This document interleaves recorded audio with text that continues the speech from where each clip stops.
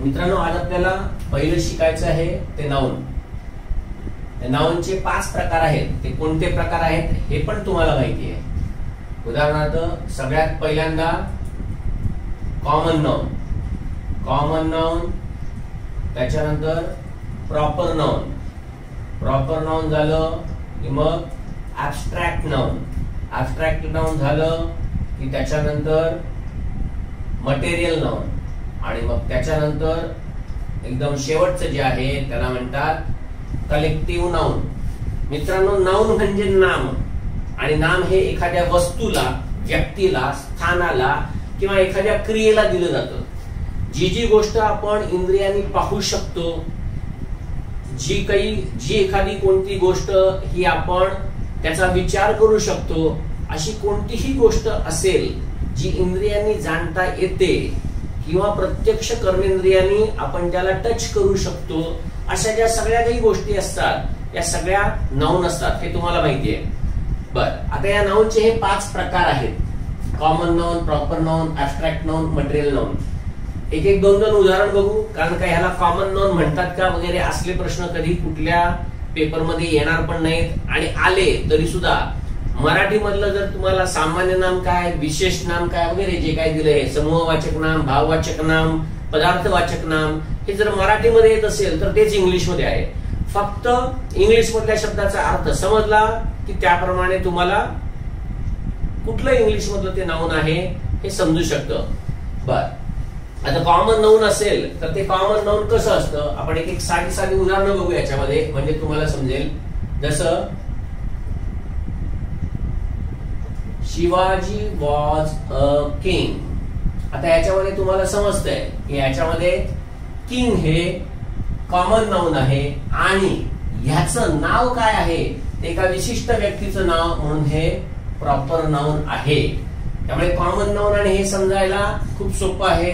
जसं म्हटलं बघा, रोज इज अ ब्युटिफुल फ्लॉवर. परत मित्रांनो, फ्लॉवर म्हणजे कॉमन नाउन आहे हे तुम्हाला समजतं, आणि त्या फ्लॉवरला म्हणजे त्या फुलाला विशिष्ट नाव दिलंय म्हणून हे प्रॉपर नाउन आहे. बरोबर. बर, beauty is always ऍडमायर्ड.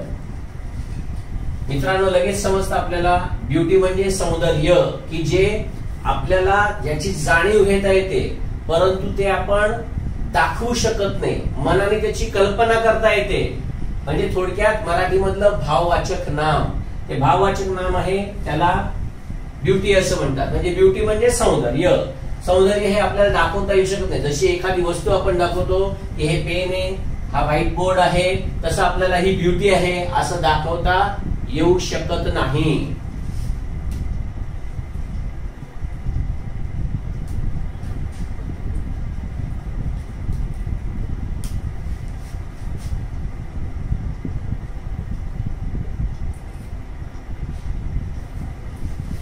Childhood is the time of innocence. निष्पापपणाचा काळ असतो.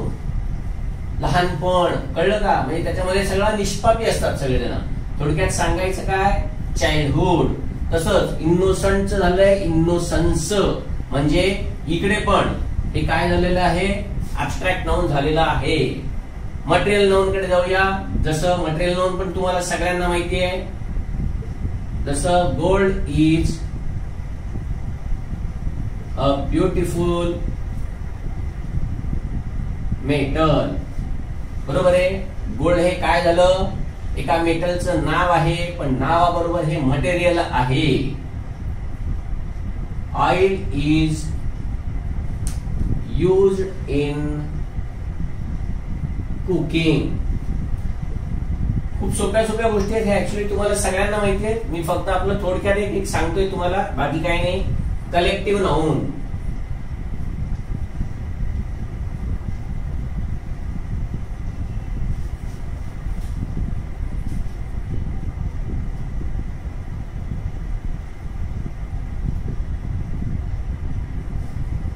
गव्हर्नमेंट म्हणजे एक बॉडी आहे ती पूर्णपणे सरकारचे एक पूर्णपणे, त्यामुळे हे पण काय आहे कलेक्टिव्ह नाउन आहे.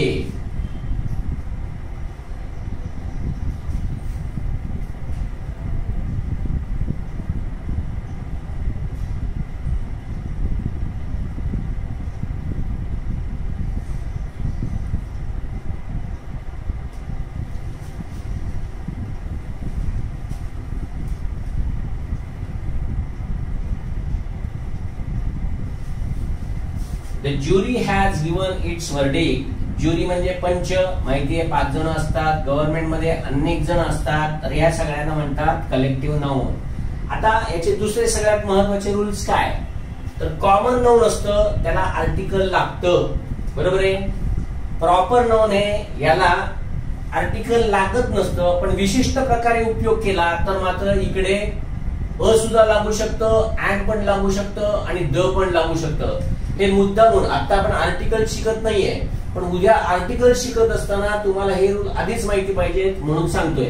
कॉमन नाउनला सुद्धा आर्टिकल्स काहीही लागू शकतं, अ पण लागू शकतं, अँड पण लागू शकतं आणि द पण लागू शकतं. ऍब्स्ट्रॅक्ट नाउनला ऍब्स्ट्रॅक्ट नाउनच्या पूर्वी कधीही आर्टिकल लागत नाही, परंतु एका विशिष्ट गोष्टीसाठी जर त्या ऍब्स्ट्रॅक्ट नाउनला मर्यादा आणून मर्यादित ठेवलं तर मात्र त्याला द हे आर्टिकल लागतं. म्हणजे एक तर लागत नाही आणि लागलं तर फक्त द लागतं. कसं ते बघा, समजा मी असं म्हटलं, जसं इथे एक वाक्य बघा, ब्युटी इज ऑलवेज ऍडमायर्ड, म्हणजे सौंदर्य नेहमी वाखाणलं जातं किंवा सौंदर्याची नेहमी प्रशंसा केली जाते. पण हेच जर मला ब्युटी ही काश्मीरची सांगायचे, माथेरानची सांगायचे, महाबळेश्वरची सांगायचे, अशा विशिष्ट लोकेशनला किंवा एका विशिष्ट व्यक्तीशी जर मी ती निगडीत केली तर मात्र त्या ब्युटीच्या पूर्वी द येतं. म्हणजे त्याला जर मर्यादा घातली आपण त्या ब्युटीला तर मात्र तिकडे तशी मर्यादा येते. जसं मी इकडे म्हटलं, the beauty of Kashmir is inexplicable, म्हणजे अशा ठिकाणी मात्र द येऊ शकतं. The beauty of Madhubala is even today admired, परत इकडे मधुबालाची द ब्युटी झाली. म्हणजे ऍब्स्ट्रॅक्ट नाउनला आर्टिकल हे कधी लागत नसतं, पण लागलं तर फक्त ते द लागतं. पण केव्हा लागतं, जर त्याला ब्युटीला मर्यादा दिली, एका विशिष्ट व्यक्ती, वस्तू किंवा गोष्टीसाठी जर ते ऍब्स्ट्रॅक्ट नाउन वापरलं तर. हाच नियम मटेरियल नाउनच्या बाबतीत पण आहे. मटेरियल नाउनला आर्टिकल वापरलं जात नाही, पण जर वापरायचं असेल तर मात्र ते द वापरलं जातं. पण परत जो नियम इथे आहे ऍब्स्ट्रॅक्ट नाउनच्या बाबतीत, तोच नियम इथे पण येतो. म्हणजे gold is a beautiful metal, इथपर्यंत सगळं ठीक आहे. पण the gold I purchase today, म्हणजे मी आज विकत घेतलेलं जर मला सोनं आहे ते मला सांगायचं असेल तर मात्र मी म्हणतो द गोल्ड. म्हणजे the gold I purchase today cost me 50,000 RuPay. कळतंय? म्हणजे तिथे मात्र काय झालं, मी घेतलेल्या अशा त्या विशिष्ट सोन्याच्या बाबतीत फक्त मी बोलतोय. हाच नियम ऑइलच्या बाबतीत पण आहे. मटेरियल नाउन आहे तोपर्यंत काही वापरत नाही. हाच नियम पाण्याच्या बाबतीत पण आहे की जोपर्यंत मटेरियल नाउन आहे तोपर्यंत नाही. पण सध्या जर मी असं म्हटलं, the water of the Ganges is now very very much purified, का ते तुम्हाला माहिती आहे. म्हणजे कशामुळे, तर जर त्या विशिष्ट गोष्टीशी जर मी त्या मटेरियल नाउनला किंवा ऍब्स्ट्रॅक्ट नाउनला जर निगडीत केलं तर मग मात्र त्याच्यासाठी मला द वापरावं लागतं. कलेक्टिव्ह नाउनच्या पुढे आर्टिकल येऊ पण शकतं आणि येऊ पण शकत नाही, त्यामुळे तिथे काही असा वेगळा रूल नाहीये. फक्त आता बघायचं काय, तर ही सगळे जे आहेत ते नाउन्सचे प्रकार आहेत. आता हे नाउनचे प्रकार असताना अजून काय काय नियम, सगळ्यात जे बेसिक रूल्स आहेत ते लक्षात ठेवायचे ते बघा. जसं बघा, कॉमन नाउन मध्ये याचं नेहमी सिंग्युलरचं प्लुरल होतं. कळतंय? कारण का ते कॉमन नाउन आहे. जसं फ्लॉवरचं फ्लॉवर्स पण आपण करू शकतो, मॅनचं मेन करू शकतो, बरोबर आहे. फ्लायचं फ्लाईज करू शकतो, टेबलचं टेबल्स करू शकतो, फोनचं फोन्स करू शकतो. कारण का हे कॉमन नाउन आहे. कॉमन नाउनचं प्लुरल म्हणजेच अनेक वचन होऊ शकतं. पण तेच आपण जर प्रॉपर नाउनच्या बाबतीत गेलो तर प्रॉपर नाउनचं कधीही अनेक वचन केलं जात नाही. ऍब्स्ट्रॅक्ट नाउनचं सुद्धा कधीही अनेकवचन केलं जात नाही. आता दुसरं राहिलं मटेरियल नाउन. मटेरियल नाउनचं सुद्धा अनेकवचन कधीही केलं जात नाही. कलेक्टिव्ह नाउनचं मात्र अनेकवचन केलं जातं.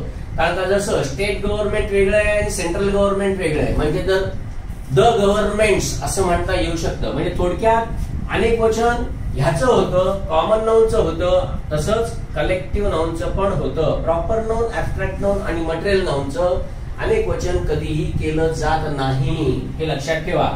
तर अशा प्रकारे हे झालं नाउनचं. आता ह्याचं सिंग्युलरचं प्लुरल करताना किंवा प्लुरलचं सिंग्युलर करताना काही नियम आहेत. ते नियम आणि तसंच त्याचे काही जेंडर्स असतात. जेंडर्स म्हणजे लिंग. आधी आपण जेंडर कडे वळू. त्या जेंडर मध्ये परत म्हणून याच्यासाठीच मी तुम्हाला आज पुस्तक समोर ठेवायला सांगितलेलं आहे. जेंडर म्हणजे काय? लिंग. तुम्हाला माहितीये की 3 प्रकारचे जेंडर असतात. कुठले कुठले? एक मॅस्क्युलर, दुसरं फेमिनाईन, न्यूटर आणि एकाला म्हणतात कॉमन जेंडर. बरोबर आहे? तर हा काय प्रकार आहे हा तुम्हाला माहिती आहे. मॅस्क्युलर जेंडर म्हणजे काय? अर्थात ज्याला मराठीमध्ये आपण पुल्लिंगी असं म्हणतो, याला स्त्रीलिंगी असं म्हणतो, याला नपुंसकलिंग म्हणतो आणि याला आपण मराठीमध्ये उभयलिंग म्हणजे ते दोन्ही त्याच्यामध्ये समाविष्ट असू शकतात. ते कसं ते आपण बघूया. उदाहरणार्थ मॅस्क्युलाइन जेंडर. मॅस्क्युलाइन जेंडर हे कोणाकोणाचं असतं? तर अर्थात तुम्हाला माहितीये की पुरुष म्हटला की त्याच्याकडे सामर्थ्य असतं, रौद्रपणा असतो, तो हिंसक असतो.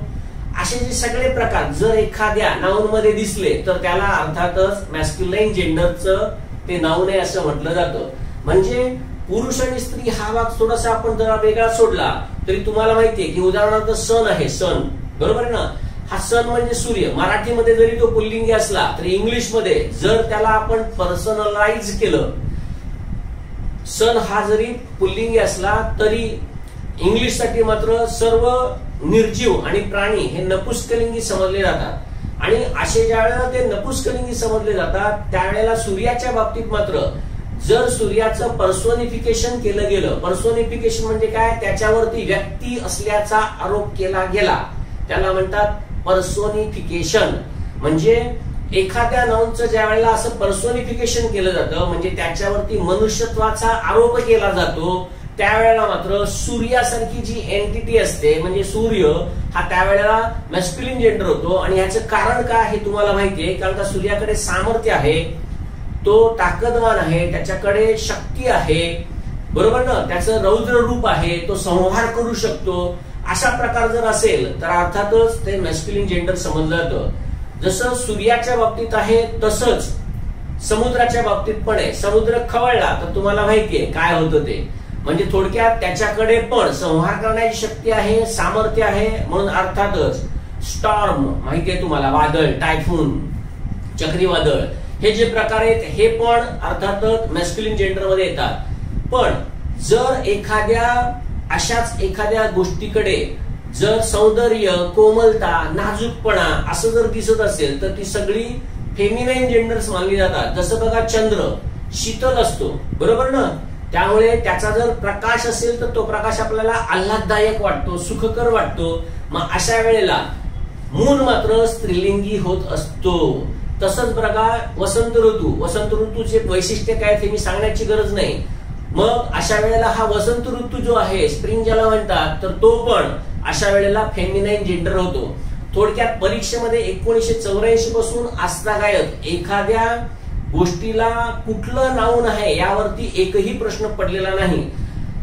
आणि पडला तरी तुम्हाला फक्त त्या गोष्टी म्हणजे तिथे जी काही वस्तू दिलेली असेल त्या वस्तूची किंवा त्या गोष्टीची संहारक शक्ती किंवा त्याच्याकडे कोमलता किंवा सौंदर्य आहे का हे बघून तुम्हाला त्याच्यावरनं तिकडे ते फेमिनाईन आहे का मॅस्क्युलाइन जेंडर आहे हे तुम्हाला अर्थातच निश्चितच समजू शकतं. बरोबर आहे? बर, त्याच्या पुढचं जे आहे ते न्यूटर जेंडर आहे. न्यूटर जेंडर आता सांगितल्याप्रमाणे सर्व प्राणी जे असतात आणि निर्जीव गोष्टी असतात त्या मात्र नेहमी न्यूटर जेंडर मध्ये असतात, म्हणजे त्यांच्यासाठी सर्वनाम सुद्धा इट वापरावं लागतं, बरोबर आहे. आणि हे जे कॉमन जेंडर आहे, ते कॉमन जेंडर म्हणजे काय, तर त्याच्यामध्ये नक्की ते कुठलं जेंडर आहे हे समजू शकत नाही. म्हणजे उदाहरणार्थ टीचर म्हटल्यानंतर ती मॅन टीचर आहे का वुमन टीचर आहे हे समजत नाही.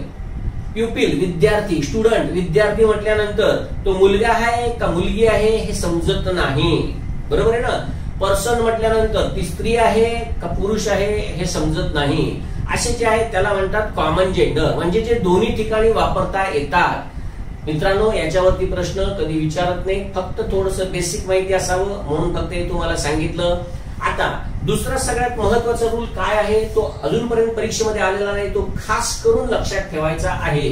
तो म्हणजे काय, कोणत्याही देशाचं नाव, कोणत्याही देशाचं नाव आपण बघा म्हणताना मातृभूमी म्हणतो, मदरलँड म्हणतो, फादरलँड कधी म्हणत नाही. याचं कारण याच्यासाठीच सांगायचं तुम्हाला की देशाचं नाव हे जोपर्यंत कंट्री म्हणून असेल, कंट्री म्हणून त्यावेळेला इट असतं, पण याच्यावरती सुद्धा मनुष्यत्वाचा आरोप जर केला गेला तर मात्र ते अर्थातच स्त्रीलिंगी असतं. म्हणजे बघा, समजा मी ज्या वेळेला असं म्हणतो इंडिया इज माय कंट्री, बरोबर आहे, आणि आय लव्ह इट, बस इथे काय मी त्याला व्यक्तित्वाचा किंवा ती एक व्यक्ती आहे असा मी त्याच्यावरती आरोप केलेला नाहीये. तर इथे तर तुम्हाला समजतं की ते काय आहे, न्यूटर जेंडर मध्ये आहे. पण हेच मी असं म्हटलं इंडिया इज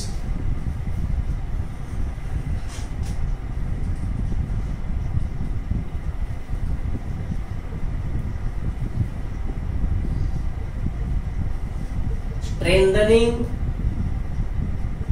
और पॉवर, एवढंच देतो मी, बाय परचेसिंग मिग, सुयोज वगैरे जे काही विमान वगैरे ते मुद्दामून देत नाही आपल्याला. सांगायचं फक्त एवढंच आहे की कंट्री आहे, इथे मात्र हर केलं. कारण का, भारत स्वतःची शक्ती म्हणजे तिची शक्ती वाढवत आहे, इथे मात्र हर आलेलं आहे. त्यामुळे कंट्री हे नेहमी कधी पण जर त्याच्यावरती जर व्यक्तित्वाचा आरोप केला, म्हणजे ती स्वतः व्यक्ती आहे अशा अर्थाने जर कल्पना केली तरच हर येत असतं. परंतु शिप म्हणजे जहाज, जहाज हे असं नाऊन आहे की जे कायम स्त्रीलिंगीच असतं, फेमिनाईन, कायम स्त्रीलिंगीच असतं. तसंच कोणतं पण व्हेइकल असेल, लक्षात ठेवा शिप हे पण एक व्हेइकलच आहे.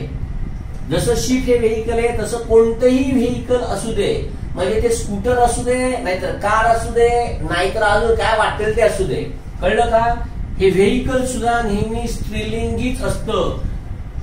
हे सगळे जे शिप किंवा व्हेइकल आहेत ही अर्थात मशीन्स आहेत, त्यामुळे मशीन सुद्धा असेल तर ते सुद्धा नेहमी स्त्रीलिंगीच समजलं जातं. म्हणजे ह्याच्यासाठी सुद्धा तुम्हाला शी किंवा हर हेच सर्वनाम वापरावं लागेल. अत्यंत महत्वाचं आहे, अजूनपर्यंत परीक्षेमध्ये कधीही आलेलं नाही. जसं बघा,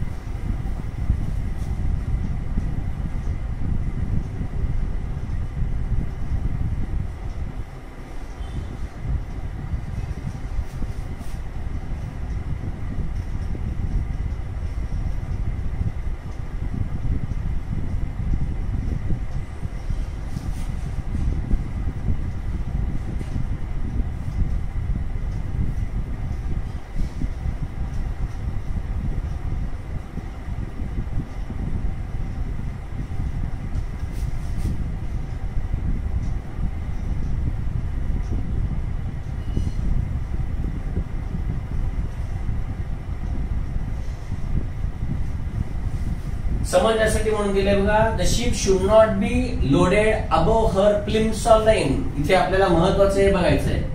प्लिम्सॉल लाईन म्हणजे तुम्हाला माहिती आहे की एखादं जहाज वगैरे ज्या वेळेला असतं त्याच्यावरती लोड किती भरायचं, त्याच्यासाठी त्या जहाजाला म्हणजे असं जर जहाज असेल तर त्याला एक लाईन मारलेली असते, म्हणजे ह्याच्यावरती पाणी येईपर्यंत कधीही बोटीमध्ये तेवढं लोड केलं जात नाही. याचं कारण काय, याच्यावरती गेलं तर म्हणजे शिप बुडण्याची शक्यता असते. म्हणून सांगायचं ते नाही. द शिप आहे त्यासाठी वापरलं काय, हर. इकडे पण द शिप आहे याच्यासाठी वापरलं काय, हर. कळलं? त्यामुळे इथे कायम लक्षात ठेवायचं की शिप, व्हेइकल किंवा मशीन हे नेहमी स्त्रीलिंगी असतात. एवढं फक्त लक्षात ठेवा. पुस्तकामध्ये हा रूल दिलेला आहे. बर, हे झालं जेंडरच्या बाबतीत. आता प्लुरल नाउन. त्या प्लुरल नाउन मध्ये काय असतं ते थोडंसं बघूया.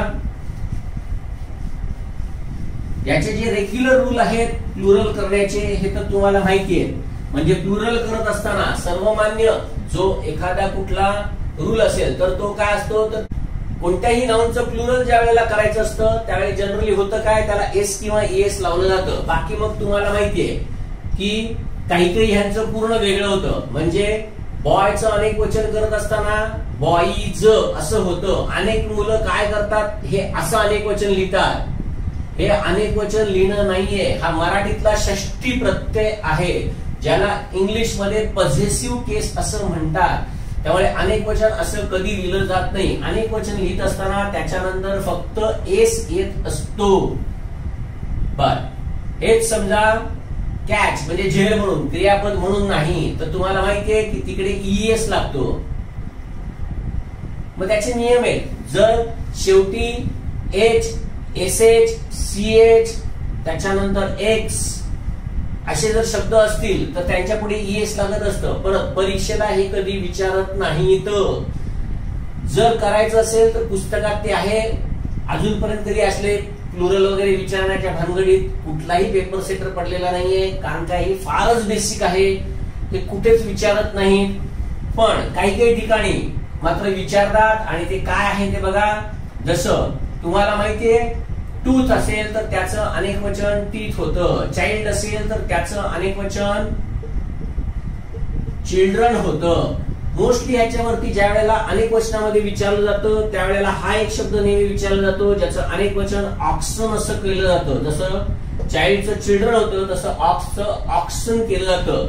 तसंच टूथचं टीथ आहे हे तुम्हाला माहितीये. त्याप्रमाणे असं अजून एक कॉमनली विचारला जाणारा जो शब्द आहे तो गूज म्हणजे हंस. आणि त्याचं करत असताना मात्र गीज केलं जातं. थोडक्यात डबल ओ असेल तर त्याचं डबल ई केलं जातं असा तो नियम आहे. आणि याच्यानंतर अजून एक प्लुरल नाउन जे विचारलं जातं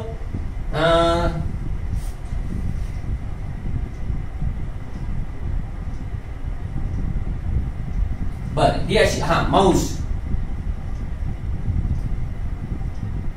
याचं माईस होतं. हे कायम लक्षात ठेवा. त्यामुळे ही जनरली ही जी तीन आहेत ही सगळ्यात जास्त विचारली जातात.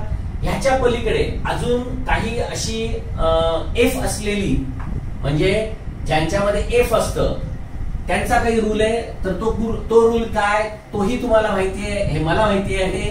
जसं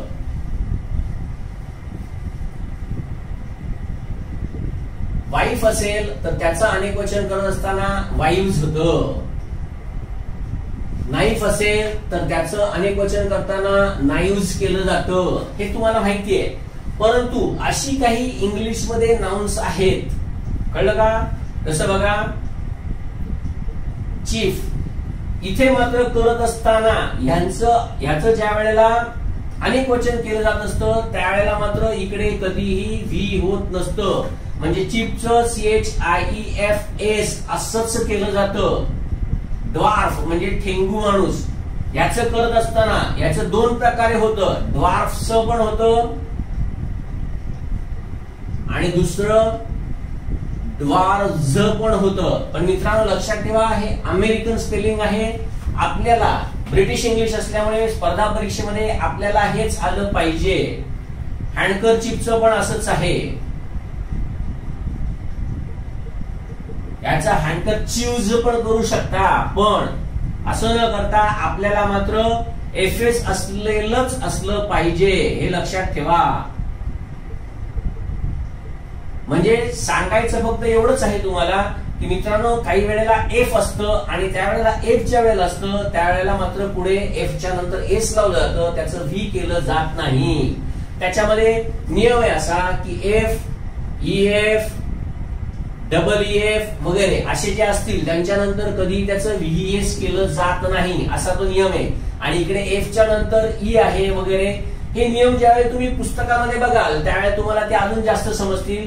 मित्रांनो, लक्षात ठेवताना फक्त काय लक्षात ठेवायचं ते आता मला सांगायचंय, आणि त्याच्यासाठीच मी तुम्हाला सांगितलंय की पुस्तक ठेवा. जर पुस्तक असेल तर ओपन करा, ज्यांच्याकडे पुस्तक नसेल त्यांनी पान नंबर लिहून ठेवा. मी तुम्हाला फक्त सांगणार आहे की त्या ठिकाणी काय दिलेलं आहे आणि काय करायचंय. मित्रांनो, पेज नंबर 127 काढा. याच्यामध्ये जेंडर दिलेलं आहे. तर त्या जेंडरचा अभ्यास करत असताना काय करायचे ते तुम्हाला सांगणार आहे मी. Page number 127. आता या 127 नंबर पेज मध्ये तुम्हाला तिकडे 5 नंबर असा आकडा दिसेल बघा, आणि त्याच्यामध्ये फेमिनाईन नाउन्स बनवण्याच्या पद्धती खालील प्रमाणे आहेत हे दिलेलं आहे. तर मित्रांनो, याच्यामध्ये कुठल्या मॅस्क्युलिन टू फेमिनाईनचा अभ्यास करायचा हे मला तुम्हाला सांगायचंय. जसं बघा, तुम्हाला माहिती असेल बॅचलरचं मेड आता येऊन गेलेलं आहे एका परीक्षेमध्ये, म्हणजे गेल्या 2 वर्षामध्ये, जे ना विचित्र असतं, म्हणजे थोडस वेगळं पूर्ण होतं, ज्याचं फेमिनाईन हटके होतं.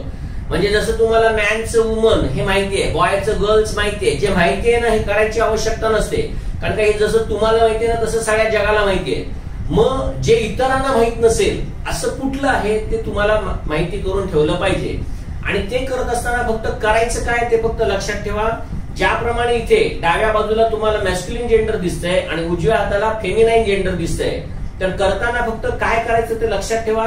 फक्त उजवीकडची जी आहेत ना तीच फक्त लक्षात ठेवायची आणि त्यांचा अर्थ काय आहे ना तो बघायचा. अर्थात वाचत असताना दोन्ही पण वाचायचंच आहे. जसं बघा, बुल और ऑक्स याचं काऊ आहे हे तुम्हाला नाही, सगळ्यांनाच माहितीये, बरोबर आहे ना. पण आता ह्याच्या नंतरच बघा, कॉक हेन, डॉग बीच, ड्रोन्स बी, याच्यानंतर बॉर म्हणून एक शब्द आहे बघा, त्याचं SOW कंसामध्ये अर्थ दिलाय बघा, डुक्करीन म्हणून. बॉर सो, हार्ट रो, म्हणजे अशी जी आहे ती सगळ्यात विचित्र आहे ती मात्र लक्षात ठेवायची आणि त्याच्यावरती टिक मार्क करून ठेवा. म्हणजे जे कोण सरळ सेवेला किंवा इतर अजून कोणत्या परीक्षेला बसत असेल त्यांच्यासाठी हे मुद्दामून खास करून मी सांगतोय की मित्रांनो, हे फक्त लक्षात ठेवा. एक 4-5 वेळा वाचलं तर हे सहज लक्षात राहतं. याच्यासाठी काही खूप मोठं पाठांतर करायची गरज नसते, कारण का परीक्षेमध्ये तुम्हाला लिहिलेली जोडी दिली जाईल आणि त्या जोडीमध्ये तुम्हाला ऑड मॅन आउट किंवा ऑड असे जे कपल आहे ते आउट करायला सांगितलं जाईल. आणि ते करत असताना तुम्हाला हे फक्त माहिती पाहिजे, म्हणून ते बॉर्सो, हार्ट रो, त्याच्यानंतर मंक किंवा फ्रायर याचं नन होतं ते लक्षात ठेवा.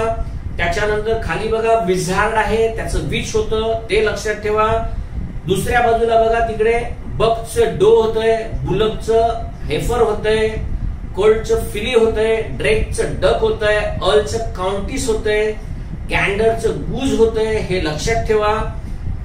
नंतर स्वेन आहे बघा त्याचं निम्फ होतंय, फॉक्सचं विक्सन होतंय, नेफ्यूचं किंवा नेव्ह्यूचं निस होतंय, रॅमचं यू होतंय, EWE चा अर्थ यू आहे त्यामुळे रॅमचं यू होतंय, स्टॅकचं हँड होतंय, बक रॅबिटचं डो रॅबिट आहे. एवढं लक्षात ठेवायचं असेल तर वरती बकचं डो दिलेलं आहे बघा, वरतून दुसरं ते फक्त लक्षात ठेवायचं. म्हणजे ते एक लक्षात ठेवलं तर खालचं बक रॅबिट आणि डो रॅबिट लक्षात ठेवायची गरज नाही.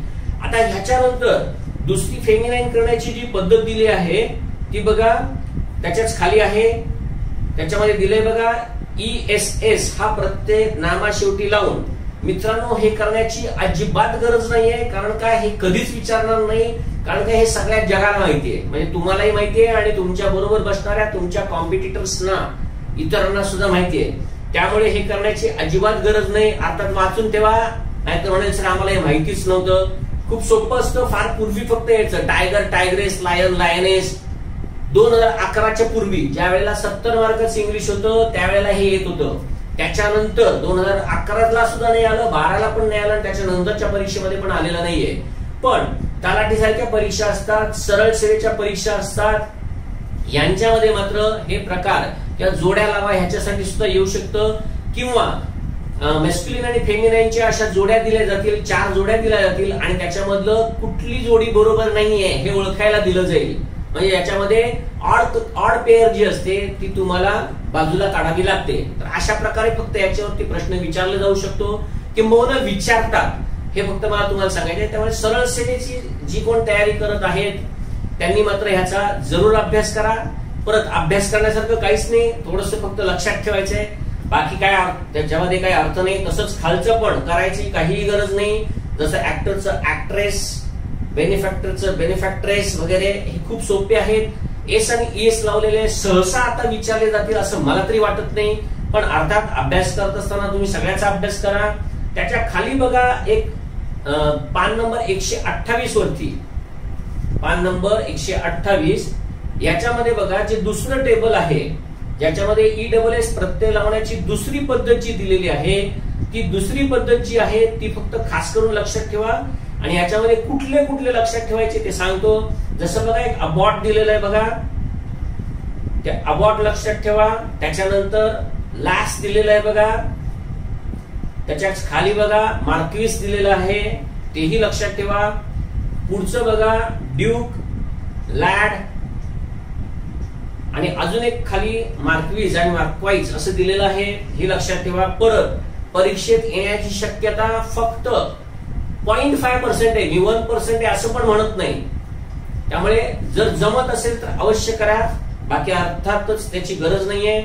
खाली पण काही फॉरेन शब्दांच्या फेमिनाइन्स मध्ये काय वापरतात दिलेलं आहे बघा, IME, त्याच्यानंतर TRIX आणि A यांचा उपयोग करतात ते दिलेलं आहे. जसं तुम्हाला सगळ्यांना माहितीये हिरोचं हिरोईन होतं, पण त्याच्या खाली जे आहेत बघा, जसं झार म्हणून दिलेलं आहे बघा, त्याच्यानंतर सिनॉर दिलेलं आहे बघा, हे झार सिनॉर. त्याच्यानंतर ऍडमिनिस्ट्रेटर, हे लक्षात ठेवा. विडोवर इव्हन आत्ताच्या MPSCच्या 2 वर्षापूर्वीच्या प्रश्नपत्रिकेमध्ये पण येऊन गेला. नंतर ब्यू बेले, हे पण अजून आलेलं नाहीये. नंतर ब्राईड ग्रूम आणि ब्राईड हे येऊन गेलेलं आहे, हेही तुम्हाला माहिती आहे. म्हणजे असे जे आहेत ते फक्त कधी कधी येतात, परत यांची फ्रिक्वेन्सी म्हणजे 4-5 वर्षातून एकदा येत असतं. परत अशाही फ्रिक्वेन्सीवर विश्वास ठेवायचा नाही. फक्त जाता जाता मात्र ही पर्टिक्युलरली जी मी तुम्हाला सांगतोय यांना मार्कर पेननी मार्क करून ठेवा आणि फक्त जाता जाता तेवढं बघून ठेवा, किंवा ज्यावेळी तुम्ही रिव्हिजन कराल त्यावेळी रिव्हिजन करताना हे फक्त माहिती असावं, एक नजरेखालून जावं, उपयोगी पडतं. बाकी त्याच्या खालचं आहे ते पण खूप सोपं आहे. याच्यामध्ये लक्षात ठेवायचं फक्त एक आहे बघा खाली, जिथे शेवटच्या शब्दात बदल करून किंवा पहिल्या शब्दात बदल करून लिहिलं जातं असं दिलंय बघा. अर्थात मॅन सर्वंटचं फक्त लक्षात ठेवा मेड सर्वंट होतं. त्याच्यानंतर ही गोटचं शी गोट, मरमॅनचं लक्षात ठेवा मरमॅन मरबेड परीक्षेमध्ये येऊन गेलेला आहे एकदा. पुढच्या कॉलम मध्ये बघा पिकॉक आणि पिहेन दिसतंय, तेही माहिती असलं पाहिजे. आणि कॉक स्पॅरो, हेन स्पॅरो हे माहिती असलं पाहिजे. आता ह्याच्या पुढचा जो भाग आहे तो एक वचनाचं अनेक वचन कसं करतात त्याचा आहे. ह्याच्यामध्ये सुद्धा बघा पान नंबर 129 द नाउन नंबर असं चॅप्टर आहे बघा, 16 नंबरचा चॅप्टर, पेज नंबर 129. याच्यामध्ये पहिल्या पानावरचे 1, 2, 3, 4 काहीही बघायची सुद्धा गरज नाही, कारण का हे ऑलरेडी तुम्हाला येत असतं. ज्यांना अजिबात येत नाहीये त्यांनी मात्र हे नक्कीच डोळ्याखालून घाला. त्याच्या पुढच्या पानावरती सुद्धा 5 नंबर अजिबात करायची गरज नाही, 6 नंबर करायची गरज नाही. फक्त हा नियम माहित असला पाहिजे की वायचं अनेक वचन करताना आय करतात, म्हणून फक्त ते बघून ठेवा. त्याच्या पुढचा मात्र बघा वाय असेल तर त्याचं नुसतंच एस लावलेलं आहे. जसं डेचं डे, जर्नीचं जर्नीज हे तुम्हाला माहितीये, कीचं कीज हे तुम्हाला माहितीये. याच्यामध्ये तुम्ही वायचा कधीही आय करत नाही. आणि याचं सगळ्यात महत्वाचं कारण एवढंच आहे की वरती जे टेबल मध्ये पहिल्यांदा दिलंय जिथे वायचं आय करायचं तिकडे वायच्या अगोदर कॉन्सोनंट्स म्हणजे व्यंजन आहेत आणि त्याच्या खाली मात्र त्याच्या अगोदर व्हॉवेल्स म्हणजे स्वर आहेत. जर वायच्या अगोदर स्वर असेल तर त्याचं कधीही आय केलं जात नाही, हा नियम आहे.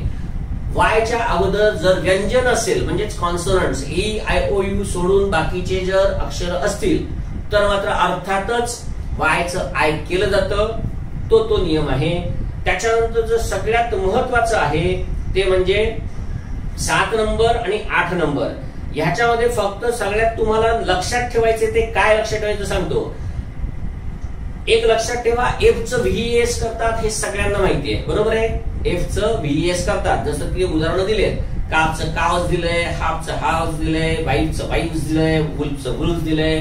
म्हणजे एफ चं व्ही करून मग त्याला एस लागतात, हा नियम सगळ्यांना माहिती आहे. मित्रांनो, आपल्याला काय लक्षात ठेवायचं बघा. आपण काय करायचं माहितीये का, ज्या वेळेला 8 नंबर करू ना त्यावेळेला एकतर ते आपण काय करतोय, अनेक वचन करतोय हे तुम्हाला माहितीये. त्यामुळे ते अनेक वचन कशाचं करतोय हे माहित असण्याची गरजच नाही. उजव्या हाताचे जेवढे म्हणून शब्द आहेत ना तेवढे फक्त लक्षात ठेवायचे. म्हणजे म्हणत असतानाच म्हणायचं बिलीव्स, कळलं का, बिलीव्स नाही म्हणत. बिलीव्स, क्लिप्स, गल्प्स, मिस्चिप्स, पप्स, रूप्स, हुप्स. मी आता सांगितलं बघा, ते खाली जे दिलेलं आहे हुप्स, स्कार्फ्स, ह्यांच्यानंतर व्हीएस केलेलं पण दिसतंय. त्याच्यात उजव्या टेबल मध्ये पण खाली बघा ड्वार्फ आणि टर्फ यांचं पण 2 प्रकारे दिलेलं दिसतंय. पण तो व्हीएस असलेला प्रकार हा आपल्याला परीक्षेसाठी उपयोगाचा नाही. पुस्तकात फक्त का द्यावं लागतं, कारण का आता नवीन इंग्लिश मध्ये दोन्ही प्रकारे चालतं म्हणून. परंतु जे नुसते एफ च्या नंतर एस लागणारे जे शब्द आहेत ना ते मात्र खास करून लक्षात ठेवा, तिथे मात्र कधीही व्हीएस होत नाही. त्यामुळे व्हीएस होणं हे कॉमन आहे, त्यामुळे त्याच्याकडे बघायचंच नाही. आपल्याला फक्त कुठलं होत नाहीये ना तेवढं फक्त लक्षात ठेवायचं.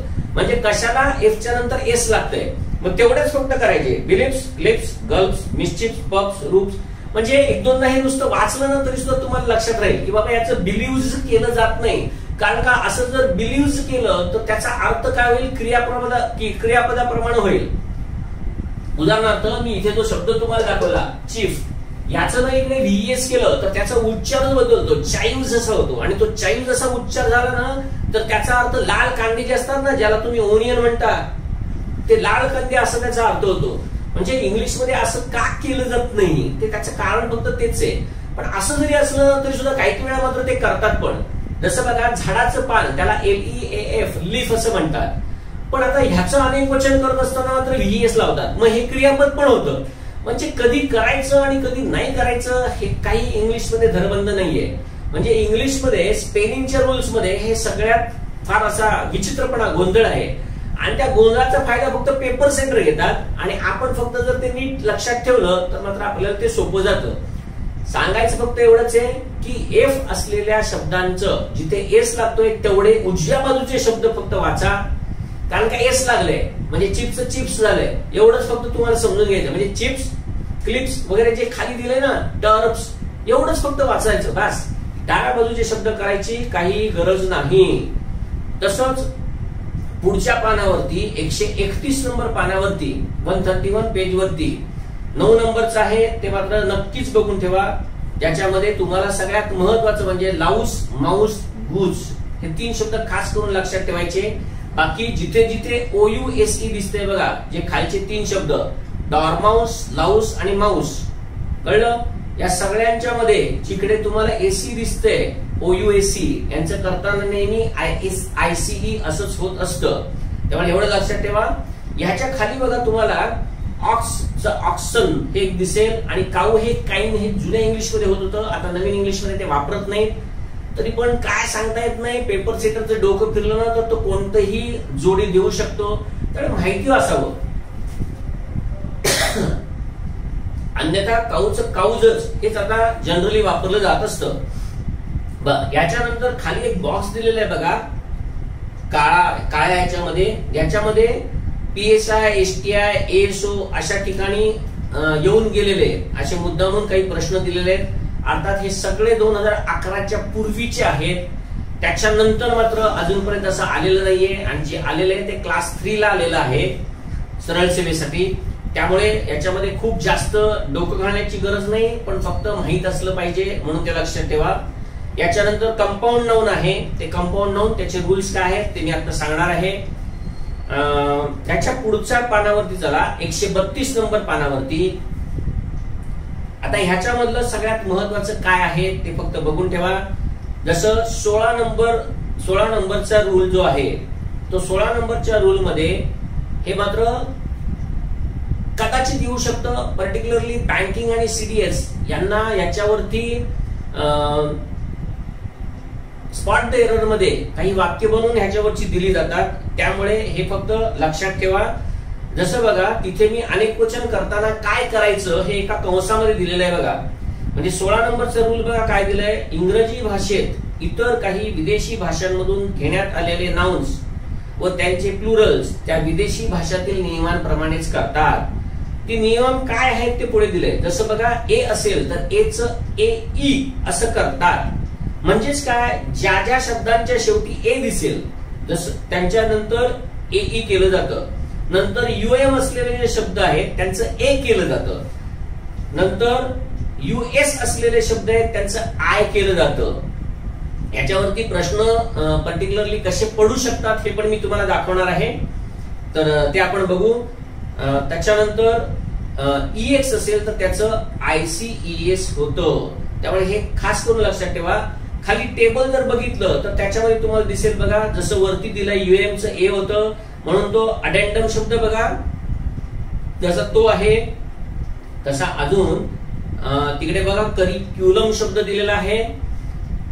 अलीकडे करिक्युलम्स जरी वापरत असले तरी आपल्याला स्पर्धा परीक्षेसाठी मात्र करिक्युला हाच फक्त शब्द लक्षात आला पाहिजे.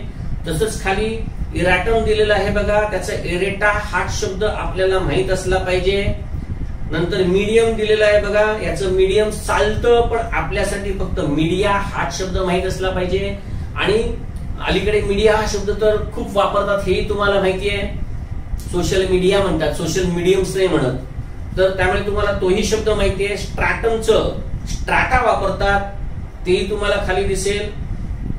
म्हणजे स्ट्रॅटमचं स्ट्राटा मी तुम्हाला सांगतो की मला वाटतं 2019लाच राज्यसेवेमध्ये एक पॅसेज आला होता आणि त्या पॅसेजमध्ये म्हणजे मराठीचं इंग्लिश करण्यासाठी जो पॅसेज आला होता त्याच्यामध्ये असं दिलं होतं की समाजातील निरनिराळे लोक निरनिराळ्या वस्तूंची निर्मिती करतात.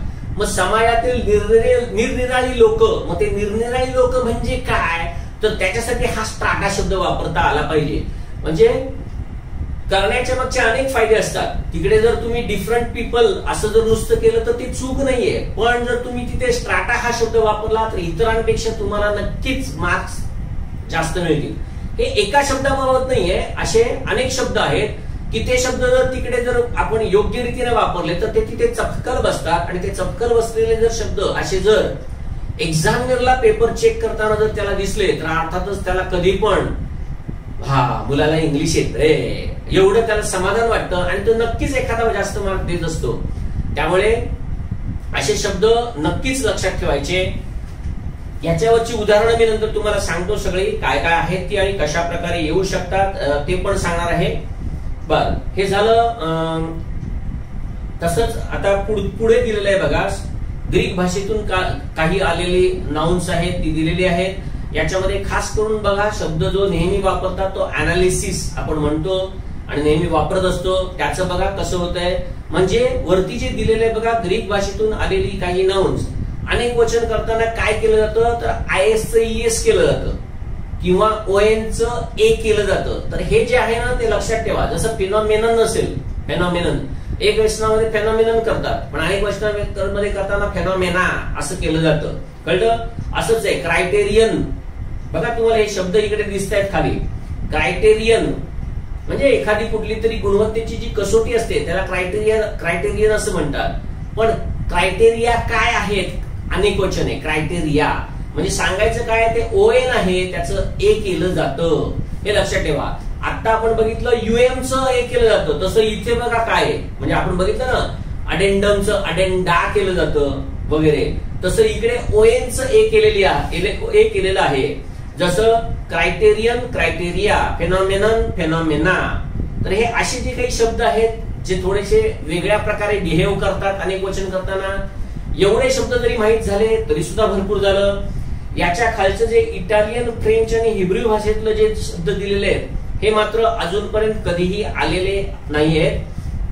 बर, याच्यातला टेम्पो हा शब्द मात्र बऱ्याचदा संगीताच्या बाबतीत वापरला जात असतो आणि तिकडे त्याचं अनेक वचन करताना टेम्पी असंच केलं जात असतं. नंतर बँडिट हा शब्द आपल्याला माहिती आहे, बँडिट पिन नावाचा मूवी येऊन गेला होता, त्यामुळे त्याचं बँडिटचं बँडिटी असं होतं, त्यामुळे ते लक्षात ठेवायला काय हरकत नाही. म्हणजे जे जनरली वापरले जातात ते आपल्याला माहित असावेत, एवढाच फक्त त्याचा मला तुम्हाला अर्थ सांगायचा आहे. बर, त्याच्यानंतर खाली बघा 17 नंबर मध्ये काही नाउन्स असे असतात, याची सगळ्याची मी तुम्हाला एक्झाम्पल दाखवणार आहे की ते परीक्षेमध्ये ते कशा प्रकारे पडतं ते कळलं. एकदा फक्त आपण हे बघूया सगळं आणि मग त्याच्यानंतर मी तुम्हाला ती एक्झाम्पल्स दाखवणार आहे. बर, पुढचं 17 नंबरचं बघा नाउन्स. आता या नाउन्स मध्ये काय बघा की तुम्हाला डाव्या हाताला म्हणजे एक सिंग्युलर नाउन दिसेल आणि या सिंग्युलर नाउनचे प्लुरल करत असताना म्हणजे अनेक वचन करत असताना 2 नाउन होत आहेत आणि ही जी 2 नाउन आहेत त्या 2 नाउन कशी वापरायची त्याचे नियम आहेत.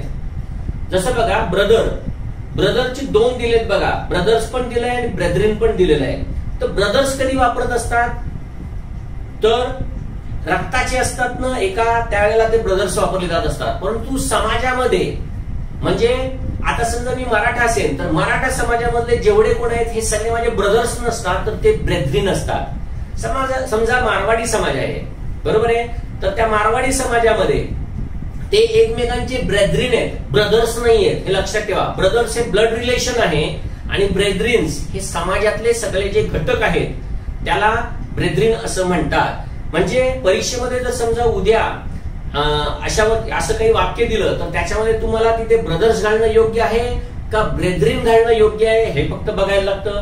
अर्थात एमपीएससीच्या इतक्या वर्षाच्या इतिहासामध्ये अजून ह्याच्यावरती प्रश्न कधीही पडलेला नाही आहे, हेही मी तुम्हाला सांगतो. बर, असंच पुढे आहे बघा क्लॉथ. क्लॉथचं पण बघा तिकडे क्लॉथ्स, क्लॉथ म्हटल्यानंतर ना मोठ्याच्या मोठं जे तागाचं कापड आहे ना ते होत असतं, त्यामुळे तिकडे क्लॉथ्स दिलंय. पुढे दिलंय बघा kinds of pieces of cloth असं दिलेलं आहे. पण क्लोज आहे हे जे घातलेलं आहे ना त्याला क्लोज म्हणतात. आपण अंगावरती घातलेलं आहे ना याला क्लोज असं म्हणतात. क्लॉथ्स आणि क्लोज असे ते उच्चार आहेत आणि त्याप्रमाणे फरक पण आहे. डाय हा शब्द तुम्हाला माहितीये, डीआय, डाय म्हणजे साचा, म्हणजे आपण गणपतीच्या मूर्तीचा जो साचा वगैरे तयार करतो ना त्याला डाय असं म्हणतात. किंवा कुठलीही मेटॅलिक काही ज्या वेळेला मूर्ती वगैरे तयार केली जाते तर त्याचा डाय असतो. आपल्या नोटा बनवायच्या असतात ना त्याचा पण डाय असतो. सांगायचं मला फक्त एवढंच आहे, साचा साचा. तर या डायचं पण 2 प्रकारे अनेक वचन केलं जातं, ते पुढे दिलंय बघा. ज्या वेळेला ते त्याच स्पेलिंगचं असतं हे खास करून लक्षात ठेवायचं. ज्यावेळेला ते त्याच स्पेलिंगचं असतं त्यावेळेला जो डायचा अर्थ आहे ना तोच तिकडे असतो. पण जर त्याचं अनेक वचन केलं, जसं खाली दिलंय बघा डाईस, दुसरं अनेक वचन, एक केलं डीआयईच्या पुढे एस लावलं, तसं असेल तर इथल्या डायचा अर्थच तिकडे असतो. पण त्याचं वेगळ्या प्रकारे जर केलं तर ज्या अर्थी वेगळ्या प्रकारे केलं त्या अर्थी त्याचा अर्थ पण वेगळा असतो. आणि हे डाईस म्हणजे खेळण्यामधले जे फासे असतात ना, तुम्हाला माहितीये ते 6, 5, 4, 3, 2, 1 अशा आकडे लिहिलेला असं एक क्यूब असतो, त्याला डाईस असं म्हणतात. म्हणजे मला सांगायचं हेच आहे की हे तुम्हाला वाटतं की एवढं सगळं कसं लक्षात ठेवू, पण निरीक्षण आपलं एवढं सूक्ष्म असलं पाहिजे. त्या निरीक्षणामधनं आपल्याला हे समजलं जातं. हे काय मला कोणी शिकवलेलं नाही, मी ज्या वेळेला बघतो ना त्याच वेळेला मला पण समजत असतं. आणि मित्रांनो मला तुम्हाला हेच सांगायचंय की ज्या वेळेला तुम्ही अभ्यास करत असताना, तो अभ्यास करत असताना हेच डोळे नीट उघडे ठेवा, कान नीट सताळ उघडे ठेवा, निरीक्षण व्यवस्थित करा. आणि तसं निरीक्षण केलं तर तुम्हाला हे सहज समजत असतं. बघा ना तुम्ही पहिला जरी शब्द जर तुम्ही बघितला ब्रदर, ब्रदरच्या पुढेच एस लागलंय, त्या अर्थी ते ब्रदर म्हणजे कोण हो, मी तुम्हाला म्हणू शकत नाही तुम्ही माझे ब्रदर आहात म्हणून, म्हणजे असं म्हणताना म्हणे हो, पण एका रक्ताचे नाही ना.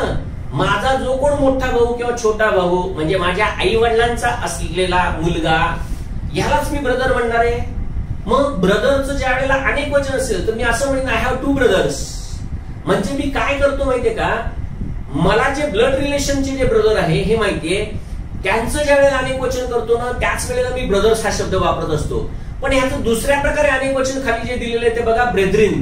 आणि ते ब्रेदरिन जर केलं तर मात्र अर्थ बदललेला आहे. आणि तोच मी तुम्हाला सांगितलं समाजातलं ते घटक बिटक झालेला आहे. आता बघा ना तसंच क्लॉथचं झालंय. क्लॉथ म्हणजे कापड, एवढं आपल्याला माहितीये. मग ह्याचं ज्या वेळेला क्लॉथ्स केलं जाईल त्यावेळेला असे मोठे मोठे जे अनेक तागे पडलेले असतील की नाही, म्हणजे समजा हिरव्या रंगाचा एक तिकडे तागा पडलेला आहे, इकडे खूप मोठाच्या मोठा समजा पॅन्ट पीस पडलेला आहे, असं म्हणजे पॅन्ट पीसचा कापडाचा मोठा तागा पडलेला आहे. इकडे अजून कुठला तरी एक समजा शर्टचा एक शर्ट पीस ज्याच्यामधून काढतात तो शर्टचा मोठा तागा पडलेला आहे. असं जर असेल तर ते क्लॉथ्स आहेत, कळलं का? पण त्याचा उच्चार आणि अर्थ बदलला बघा, ईएस लागले, वरती नुसतं एस आहे, पण क्लॉथला अनेक वचन करताना दुसरं जे आहे त्याला क्लोज केलेलं आहे. मग हे जर क्लोज जर केलं तर अर्थात उच्चार पण बदललाय. वरच्या याच्यामध्ये बघा ब्रेथरिन झाला, इकडे काय झाला, क्लोज झाला. ज्यावेळी उच्चार बदलला आणि स्पेलिंग पण बदललं, फॉर्म पूर्णपणे वेगळा झाला. एस तर लावलंच आहे पण वेगळ्या प्रकारचं केला. ब्रदर्स केलं सेम राहिलं, ब्रेथरिन केलं अर्थ बदलला. तर ज्या वेळेला तो वेगळा अर्थ होतोय, प्लुरलचा वेगळा फॉर्म होतोय ना, त्यावेळी तो अर्थ बदलतोय. एवढी साधी सोपी ट्रिक आहे, एवढं लक्षात ठेवा. म्हणजे उद्या परीक्षेमध्ये सुद्धा तुम्हाला एखादं वाक्य जर दिसलं तर त्याच्यामध्ये ते ओळखायचं कसं, हे तुम्हाला कसं समजणार आहे, तर ते केवळ हे अशा प्रकारे ट्रिक्सनी जर अभ्यास केला. परत these are not at all any kind of tricks, एवढं लक्षात ठेवा. या ट्रिक्स नाहीये, हे निरीक्षणातून अभ्यासातून हळूहळू समजायला लागतं. म्हणून मी नेहमी सांगत असतो की ज्यावेळी तुम्ही पुस्तकाचा अभ्यास कराल ना, त्यावेळी पुस्तकाचा अभ्यास करत असताना ना ते रूल आहेत ना 4-4, 5-5 वेळा वाचा. म्हणजे मराठीमध्ये तुम्हाला संत रामदास स्वामी माहिती आहेत, ते संत रामदास स्वामी असं म्हणतात, विवरिता विशेषाविशेष कळो लागे. म्हणजे जर तुम्ही ते विवरत बसला, म्हणजे पुन्हा पुन्हा जर त्याच्याकडे निरीक्षण करत बसला ना, तर ते विशेष अधिकाधिक विशेष समजत जातं. आणि ते विशेष समजलं ना की ते लक्षात लगेच राहत असतं. त्यामुळे मित्रांनो याच्याकडे खास करून लक्ष द्या. खाली पण बघा दुसरं डाय, आता मी सांगितलं तर साचा, वरती डायचं जसंच तसं अनेक वचन केलं डाईस, त्यावेळेला अर्थ तोच राहिलेला आहे. पण DIC केला, फासे बघा, अनेक वचन वेगळं अर्थ पण वेगळा निघाला.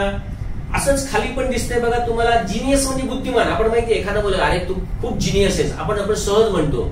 मग या जिनियसचं ज्या वेळेला तुम्ही जिनियसेस करता त्याला अर्थातच सगळे बुद्धिमान असणार आहेत. पण हेच ज्या वेळेला अशच्या इकडे ज्या वेळेला डबल आय दिसतोय तुम्हाला, वरती तो रूल दिलेला आहे मी एका ठिकाणी, तर US असेल तर त्याचं आय केलं तर 16 नंबरच्या रूल मध्ये आहे बघा. 16 नंबरच्या रूल मध्ये पान नंबर 132, 16 नंबरचा रूल. त्याच्यामध्ये बघा अनेक वचन करताना एच EE, UM च ए, अस च आय आणि EX च IC. त्याच्यामध्ये अस च जे आय आहे, आता जिनियस मध्ये बघा शेवटी अस येतं ना US. मग याचं तसंच्या तसं अनेक वचन केलंय बघा, अर्थ तोच राहिला जिनियसचा. पण खाली जो दिलाय जिन्याय, GNII असं जो दिलेला आहे ना, तिथे मात्र अर्थ बदलला. तुम्हाला माहिती ना, ते तुम्ही त्याला जेनी म्हणता बघा, ते दिवा असतो त्याला घासलं की त्याच्यानंतर जो येतो तो, तर ते जे प्रकार आहेत म्हणजे ते भूत किंवा राक्षस वगैरे जे प्रकार आहेत त्याला ते जिन्याय असं म्हणतात. तसंच खाली बघा पेनीचं पण आहे बघा, पेनीज जसं आहे तिथं वायचं IES करून जसं तसं अनेक वचन केलं सेम राहिलंय. पण दुसऱ्या प्रकारे पेन्स जर केलं तर मात्र ती अमाऊंट होते, कळतंय का, रक्कम होते. तसंच खाली पण दिलेलं आहे स्टाफचं VES केलं तर वेगळा अर्थ झालेला आहे. पण ते स्टाफ्स जर केलं तर मात्र नोकर मंडळी झालेला आहे. तर मित्रांनो समजायला आणि लक्षात ठेवायला हे खूप सोपं असतं. फक्त डोकं जरासं वापरा, निरीक्षण करा. तुम्हाला मी खरंच सांगतो इंग्लिश हे खूप इंटरेस्टिंग आहे, ते अभ्यास करायला मजा येते. इंग्लिशला घाबरू नका, इंग्लिशमध्ये घाबरण्यासारखं काही नाहीये. आपण हाच अभ्यास आहे ना, हा फक्त अशा प्रकारे कधी नीट करत नाही म्हणून आपल्याला फक्त भीती वाटत असते. बाकी अन्यथा इंग्लिशमध्ये भिण्यासारखं काही नाहीच आहे. म्हणजे जगामध्ये संशोधन झाल्यानंतर उलट असा निष्कर्ष निघाला आहे की इंग्लिश भाषा ही शिकण्यामध्ये अतिशय सोपी आहे. ज्यांनी माझ्याकडे रिटर्न इंग्लिशचा क्लास केलेला आहे या प्रत्येकाला माहिती आहे की जे त्यांना वयाच्या 25-26व्या वर्षापर्यंत जे कधीही जमलं नव्हतं ते त्यांना फक्त 1 महिन्यात जमतं. मित्रांनो एवढं इंग्लिश सोपं आहे, खरंच सांगतो इतकं इंग्लिश सोपं आहे. 1 महिन्यामध्ये तुम्हालाही म्हणजे जे कोण फक्त कंबाईनची ज्या वेळेला एखादी परीक्षा करतायत ना, तर त्यांना सुद्धा इंग्लिशचं वाक्य जमायला लागतं. एवढं इंग्लिश सोपं आहे. फक्त आपल्याला आतापर्यंत कधी शिकवलेलंच नाहीये त्या प्रकारे. काल मला एका मुलाचा मेसेज आला की सर मला इंग्लिश मधल्या वाक्यांचा मराठीमध्ये अर्थ समजत नाहीये, मी काय करू. तर त्याच्याबरोबर तुमचाही तो प्रॉब्लेम सॉल्व्ह व्हावा म्हणून मी मुद्दामून सांगते. जर तुमच्यापैकी कोणालाही जर असं वाटत असेल की मला इंग्लिश वाक्याचा अर्थ समजत नाहीये, कारण का मी इथे वारंवार तेच सांगतोय तुम्हाला, आणि ऑलरेडी तुम्हाला समजत नाही म्हणजे ग्रॅमॅटिकली समजत नाही, बाकी तुम्हाला अर्थ हा समजत असतो, आणि तो ग्रॅमॅटिकली अर्थ जर समजून घ्यायचा असेल तर मी तुम्हाला ऑलरेडी सांगितलेलं आहे, या पुस्तकामध्ये तुम्हाला स्ट्रक्चर ऑफ सेंटेन्स हे प्रकरण आहे. ते स्ट्रक्चर ऑफ सेंटेन्स हे प्रकरण वारंवार करा, सतत करा. ते जोपर्यंत तुमचं चांगलं होत नाही तोपर्यंत तुम्हाला इंग्लिशचं मराठी समजणं म्हणजेच इंग्लिश चांगल्या प्रकारे समजणं हे अशक्य असतं. तेव्हा मित्रांनो, फक्त एवढं लक्षात ठेवा की इंग्लिश समजणार नाही असं काहीही नाहीये. फक्त तिथे ज्या प्रकारे मी प्रॅक्टिस दिलेली आहे स्ट्रक्चर ऑफ सेंटेन्स मध्ये, स्ट्रक्चर ऑफ सेंटेन्स हे प्रकरण बरोबर वाचा.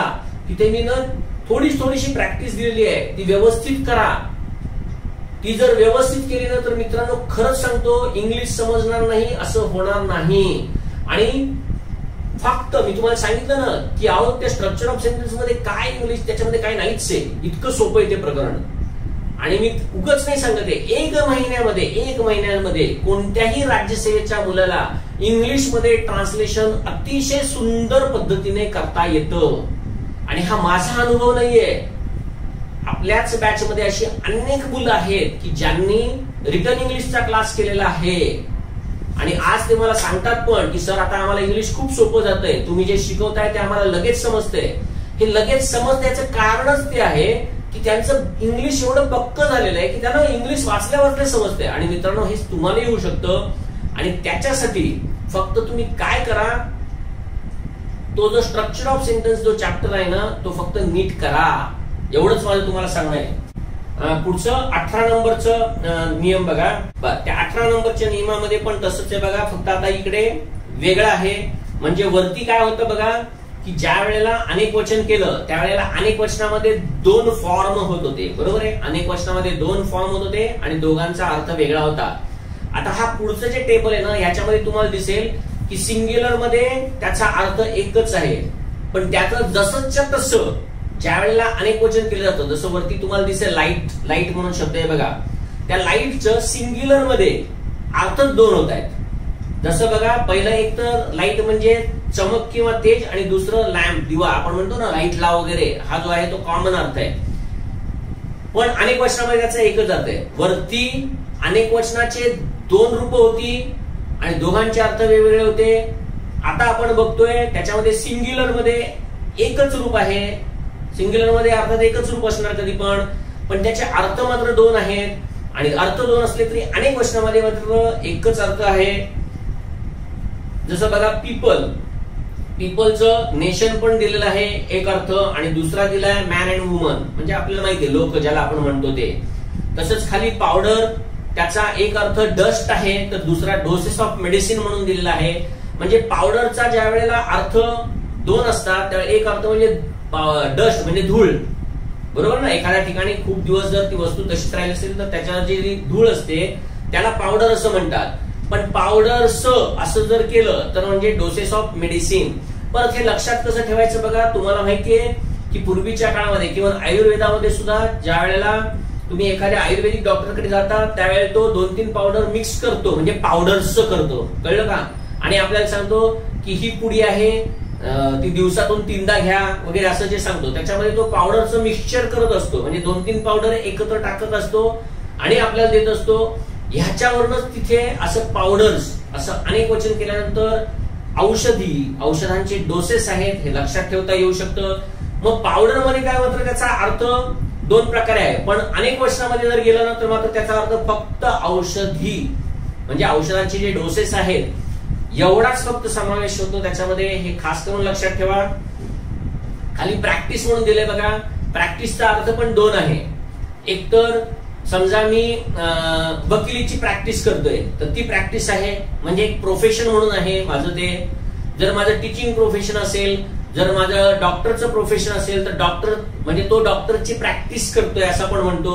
हा प्रॅक्टिस म्हणजे काय सराव नसतो, तर तो त्याचा व्यवसाय असतो, प्रोफेशन असतो. म्हणजे अशा ठिकाणी पण प्रॅक्टिस वापरता येतात. जनरली जे प्रोफेशनल्स असतात, सीए आहेत वगैरे काय आहेत, त्यांची जी प्रॅक्टिस असते त्याच ठिकाणी हा शब्द वापरला जातो प्रॅक्टिस. तर प्रॅक्टिसचे हे असे सिंग्युलर मधले दोन अर्थ तुम्हाला माहिती आहेत, फक्त तुम्हाला माहिती आहेत हे तुम्हाला फक्त मला सांगावं लागतं, एवढाच फक्त फरक आहे. तर ही प्रॅक्टिस आहे, डॉक्टरची प्रॅक्टिस, वकिलीची प्रॅक्टिस, सीएची प्रॅक्टिस, ही एक प्रॅक्टिस आहे. आणि दुसरी प्रॅक्टिस तुम्हाला माहिती आहे की जो तुम्ही आम्ही जो सराव करत असतो त्यालाही प्रॅक्टिस म्हणतात. पण याच प्रॅक्टिसचं ज्या वेळेला अनेक वचन केलं जात असतं त्यावेळी मात्र ते प्रॅक्टिसेस असं ज्यावेळी होतं त्यावेळी मात्र त्याचा अर्थ फक्त प्रोफेशन्स म्हणजे जे व्यवसाय आहे ना अशाच प्रकारे होत असतो. हे लक्षात ठेवा. सांगायचं एवढंच आहे मित्रांनो, हे सोपं खूप आहे, लक्षात ठेवायला अवघड नाहीये. अजूनपर्यंत आपल्याकडे स्पॉट द एरर हा प्रकार आलेला नाहीये, पण तो जर आला, जो बँकिंग सीडीएस एसएससी आणि सीजीएल ला येतो, तो जर आला आणि जर कोणाला त्याच्यामध्ये बसायचं असेल तर मात्र हे खूपच महत्वाचं आहे, लक्षात ठेवा. बर, तसंच पुढच्या पानावरती 134 नंबर पानावरती 19 नंबरचा रूल, याच्यामध्ये पण बघा तुम्हाला दिसेल कलर हे ज्या वेळेला इथे मात्र आता वेगळे या टेबलमध्ये इथे काय बघा सिंग्युलर मध्ये एक अर्थ आहे आणि सिंग्युलरचा ज्या वेळेला प्लुरल फॉर्म होतो तो प्लुरल फॉर्म एकच होतो पण त्याचे अर्थ वेगवेगळे असतात. जसं बघा ना कलर, कलर म्हणजे रंग, एवढं आपल्याला माहिती आहे, बरोबर आहे. याचा दुसरा कुठलाही सिंग्युलर मध्ये अर्थ नाहीये. पण जर प्लुरल मध्ये जर आपण तिकडे गेलो तर कलरचं कलर्स होईल. मग आता कलरचं ज्या वेळेला कलर्स होईल त्यावेळेला काय होणार आहे बघा मित्रांनो, एकतर आहे तो कलर त्याचं जसं तसं अनेक वचन होणार आहे. जे कलर आहे त्याचं जसं तसं अनेक वचन होणार आहे, त्यामुळे ते कलर्स होणारच आहे. म्हणजे त्याला ह्यूज असं म्हणतात, HUES म्हणजे रंगछटा, विविध कलर्स असा अर्थ होतोय. पण तेच दुसरा जर तुम्ही अर्थ बघितला ना तर फ्लॅग ऑफ रेजिमेंट असं दिलेलं आहे. म्हणजे एखादी जी तुकडी असते ना सैन्याची तुकडी, त्याचा जो फ्लॅग असतो ना म्हणजे झेंडा त्याला दिलेलं आहे. कारण का बघा जसं तुम्हाला माहितीये आपल्या झेंड्याला सुद्धा ट्राय कलर्स म्हणतात, कळलं का? का म्हणतात त्याचं कारण हे आहे, इंग्लिश मधला हा नियम आहे, कळलं का? तर मित्रांनो हेच लक्षात ठेवायचं आहे, खूप सोपं असतं हे लक्षात ठेवायला. रेग्युलर आपण डे टू डे हे सगळं बघत असतो, वाचत असतो, आपल्याला माहित असतं, फक्त आपल्याला हे माहित असतं हेच आपल्याला माहित नसतं, हा एवढा एकच फक्त प्रॉब्लेम आहे. बरं, तसंच दुसरं बघा कस्टम. आता कस्टम म्हणजे आपल्याला माहितीये प्रथा, म्हणजे आमच्याकडे हुंडा देण्याची प्रथा नाही, कस्टम, बरोबर ना? किंवा आमच्याकडे संक्रांतीला पतंग उडवण्याची प्रथा आहे, तसं गुजरातमध्ये आहे, तुम्हाला माहितीये. तुम्ही जर बंगालमध्ये गेलात तर तिकडे दसरा म्हणजे नवमी जी असते त्या नवमीमध्ये दुर्गा नवमी ही दिवाळीसारखी मानली जाते, ती प्रथा आहे तिकडे, कस्टम प्रथा. आता ह्याचं ज्या वेळेला कस्टम्स ज्या वेळेला केलं जाईल त्यावेळेला हा प्रथा म्हणजे विविध प्रथा हा तर अर्थ राहणारच आहे. मग दुसरा अर्थ काय ना तो लक्षात ठेवा. म्हणजे डावीकडचा अर्थ तुम्हाला माहितीये, तो समजणं पण सोपं असतं, पण ज्यावेळी दुसरा अर्थ येतो त्यावेळी तो दुसरा अर्थ कसा असतो, कारण का त्याच्यावरती प्रश्न विचारत असतात दुसऱ्या अर्थावरती. पहिला अर्थ तर काय जसा तसाच आहे, दुसरा अर्थ आहे ना तो लक्षात ठेवण्याचा प्रयत्न करा, म्हणजे तुम्हाला समजेल की इथे कस्टम्स म्हणजे काय, तर ड्युटी लेव्हिड ऑन इम्पोर्ट्स, म्हणजे जे आयात आपण करतो ना त्यावेळी ती जी ड्युटी त्याच्यावरती लागते ना त्याला कस्टम्स असं म्हणतात. आणि ते जे ऑफिसर असतात तिकडे एअरपोर्ट वरती किंवा कुठे एखाद्या पोर्ट वरती त्याला ना कस्टम ऑफिसर नाही म्हणत, बघा मी काय म्हणतोय, कस्टम ऑफिसर नाही म्हणत, त्याला कस्टम्स ऑफिसर म्हणतात, हेच असतं कस्टम्स ऑफिसर, कळलं? इथे त्याचा अर्थ प्रथा म्हणून नाहीये, तर ती ड्युटी आहे ना ती बरोबर लागली आहे की नाही, एखादा मनुष्य ती ड्युटी भरतोय की नाही हे चेक करण्यासाठी असतात ना ते कस्टम्स ऑफिसर असतात, कळतंय? बर, तर तसं आहे. दुसरा अजून ह्याच्यामधले फक्त आता महत्वाचे शब्द आहेत तेवढेच सांगतो, तेवढ्याला टिक मार करा की जे परीक्षेमध्ये वारंवार येत असतात. जसं आता कलर सांगितलं, कस्टम सांगितलं, तसं दुसरा चौथा शब्द आहे बघा आर्म. आर्म म्हणजे तुम्हाला माहिती आहे हात, म्हणजे ज्यावेळी तो अशा दोन प्रकाराने असतो, म्हणजे दोन ज्या वेळेला त्याचं आर्मचं ज्या वेळेला अनेक वचन होतं त्यावेळी दोन हात तर होणारच आहे, पण दुसरा अर्थ काय तर शस्त्रास्त्र, मग ती लक्षात ठेवायची, कळलं का? मग ते शस्त्रास्त्र लक्षात ठेवायचे असेल तर आपल्या कुठलाही एक देव घ्यायचा, त्याला आर्म्स किती असतात तुम्हाला माहितीये. जसं दुर्गेला सुद्धा बघितलं तर हात किती आहेत माहितीये, गणपतीला बघितलं हात किती आहेत माहितीये, विष्णूला बघितलं हात किती माहिती आहेत, ह्यांच्या हातात परत शस्त्रास्त्र आहेत. म्हणजे आर्म आणि आर्म्स लक्षात ठेवायला सोपं जाईल. मित्रांनो इंग्लिश मध्ये शब्द पाठ करणं मी नंतर व्होकॅब्युलरी वरती एक तुम्हाला सांगणार आहे हळूहळू, जसं आपण पुढे जाऊ तसं एखाद्या लेक्चर मध्ये. तिथे हेच असतं माहितीये का, इमॅजिनेशन करायचं असतं. ते इमॅजिनेशन जर तुम्ही केलं ना तर तुम्हाला हे शब्द सहजपणे लक्षात राहत असतात, बाकी ह्याच्यामध्ये काही नाही मित्रांनो. बर, तसंच पुढचं बघा, अजून एक महत्वाचा जो शब्द आहे तो आहे मॉरल. तो परीक्षेमध्ये येऊन गेलेला आहे, फक्त आपल्या नाही, सीडीएस परीक्षेमध्ये येऊन गेलेला आहे, बँकिंग मध्ये पण हा बऱ्याचदा येतो. मॉरल हा शब्द, तो मॉरल आहे, त्याचा सिंग्युलर मध्ये अर्थ बघा काय दिलाय, बोध. पण हे ज्या वेळेला तुम्ही अनेक वचन मॉरल्स करता, त्यावेळेस तिथे मात्र अर्थ काय होतं बघा, नीती तत्व पण होतं आणि शेवटी वागणूक म्हणून पण होत असतं. म्हणजे अशा दोन प्रकारे त्याचा अर्थ होत असतो. अजून बघा पेन. पेन हा ज्या वेळेला सिंग्युलर मध्ये अर्थ राहतो त्यावेळेला त्याचा अर्थ दुःख, यातना, वेदना वगैरे काय असेल तर तो आहे पेन म्हणून.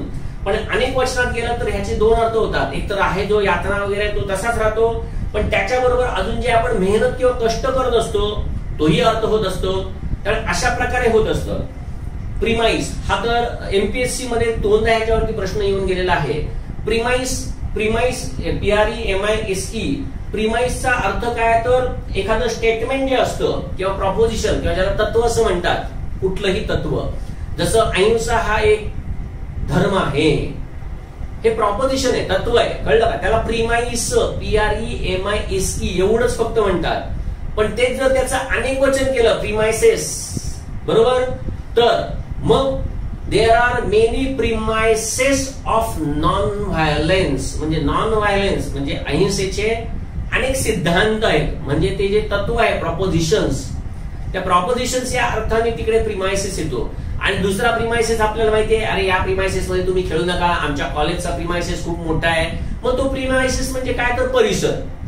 थोडक्यात सांगायचं काय, प्रिमाइस हे एक वचन आहे, एक वचनामध्ये त्याचा अर्थ तत्व म्हणून आहे, सिद्धांत, प्रणाली एखादी असतं ते म्हणून आहे, प्रॉपोजिशन ज्याला म्हणतात. पण अनेक वचनामध्ये गेला तर त्याचा अर्थ तो तर राहिलेलाच आहे, पण त्याच्याबरोबर दुसरा प्रिमाइसेसचा अर्थ काय आहे तो वेगळा समोर येतो. असंच दुसरा अजून शेवटी सगळ्यात महत्वाचा आहे तो बघा, स्पेक्टॅकल. इव्हन क्वार्टर तर तुम्हाला खूपच माहिती आहे, क्वार्टर म्हणजे पाव माहिती आहे, आणि क्वार्टरचा दुसरा अर्थ माहिती आहे, क्वार्टर्स मध्ये राहतात ते, अनेक क्वार्टर्स त्याला म्हणतात. तिथे क्वार्टर नाही म्हणत, क्वार्टर्स म्हणतात, कळतं का? म्हणजे ते आहे स्पेक्टॅकल. हे ज्या वेळेला एक वचनामध्ये असतं त्याचा अर्थ बघा देखावा किंवा दृश्य म्हणून आहे. अर्थात अनेक वचनामध्ये हा अर्थ तसाच राहणार आहे, पण दुसरा अनेक वचनाचा अर्थ बघा हा आहे, चष्मा. म्हणजे अशा प्रकारे ते अर्थ बदली होत असतात. तसंच पुढचं आता शेवटचं 135 नंबर पानावरचं अनेक वचनाचं ते पण बघा, ज्याच्यामध्ये एक वचनातला अर्थ वेगळा आहे आणि अनेक वचनातला अर्थ वेगळा आहे असं दिलेलं आहे. बघा, ऍडवाइस हा शब्द म्हणजे तुम्हाला माहिती आहे उपदेश किंवा सल्ला, बरोबर आहे. तो ऍडवाइसचा उपदेश किंवा सल्ला असा जो अर्थ असतो त्याला काउन्सिल असं म्हणतात, हे तुम्हाला माहिती आहे. काउन्सिलिंग करतात त्यावेळेला काय करत असतात, उपदेश किंवा सल्ला देत असतात. तुम्हाला माहिती आहे की तुमच्या अकॅडमीमध्ये काउन्सिलर्स असतात, बरोबर ना. तर तो काउन्सिल जो आहे म्हणजे सल्ला देणं वगैरे, हा तर अर्थ तुम्हाला माहिती आहे, बरोबर आहे.